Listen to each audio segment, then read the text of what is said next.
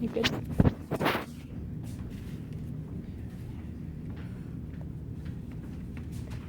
All right, so we're looking at a right upper extremity. So we're looking at a right upper extremity in the anatomical position, palmar surface facing us. So this is the anterior, okay, anterior. All right, so we're looking at the right side. So we have the scapula, we have the humerus, we have the radius and the ulna, and we have the carpal bones, the wrist, and then metacarpal and phalanges. Okay, so we're going to look at them one step at a time. So we'll just move this here. So we'll begin with looking at the scapula. Right? So we have here the anterior portion of the scapula, so we're looking at the subscapular fossa. Subscapular fossa. We have here the coracoid process. Coracoid process. We have the glenoid fossa, aka glenoid cavity, right here. We have the acromion process right here. Acromion process. Now we'll look at the posterior aspect. The acromion process is an extension of the spine of the scapula. Spine of the scapula, acromion process. Then we have the infraspinous fossa, the supraspinous fossa. Okay.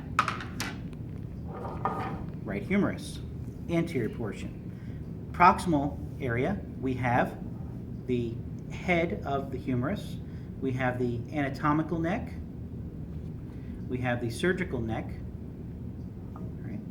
We have the greater and lesser tubercles, greater tubercle, lesser tubercle, bicipital fossa, bicipital groove, better term, bicipital groove.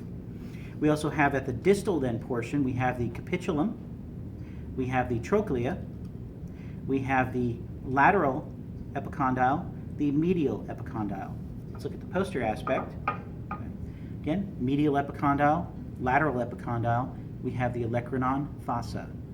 Olecranon fossa. We'll look at the ulna next. Okay. Anterior portion of the ulna. If you look at the ulna, you can see a U, right, shape. That's the ulna.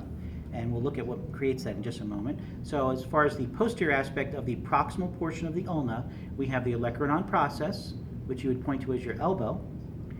Right. Here we have what makes up that U is the trochlear notch. Trochlear notch. And this little piece right here, coronoid process. Coronoid process of the ulna. Right here, this is a tuberosity. Okay? Tuberosity, the ulnar tuberosity. Here we have at the distal portion of the ulnar head, and then the styloid process of the ulna. Radius, anterior portion, we have the radial tuberosity right here. We have the radial head, radial neck, radial tuberosity. Distally, we have the styloid process of the radius right here, which would be at the lateral aspect of the radius. Okay. Now we'll look at the right hand, palmar surface facing you. Here we have the proximal row, distal row of the carpals. Then we have the metacarpals and the phalanges, aka a digit. Okay. So the proximal row, we have the pisiform resting upon the triquetrum.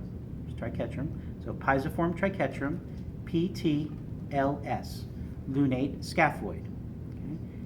PTLS, lunate scaphoid. Scaphoid is also aka known as the navicular bone.